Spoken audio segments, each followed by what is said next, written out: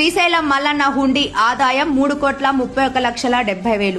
శ్రీశైలం మల్లన్న హుండీ లెక్కించారు. జూలై 4వ తేదీ నుండి ఆగస్టు 1వ తేదీ వరకు 29 రోజుల్లో 3,31,70,000 భక్తులు సమర్పించారని ఆలయ అధికారులు తెలిపారు.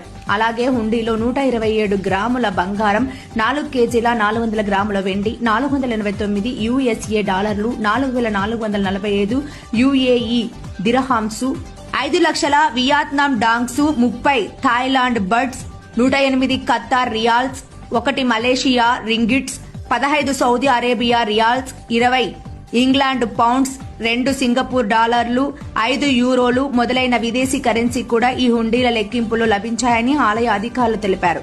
పటిష్టమైన భద్రతా ఏర్పాట్ల మధ్య సీసీ కెమెరాల నిఘాతో ఈ లెక్కింపును చేపట్టడం జరిగింది.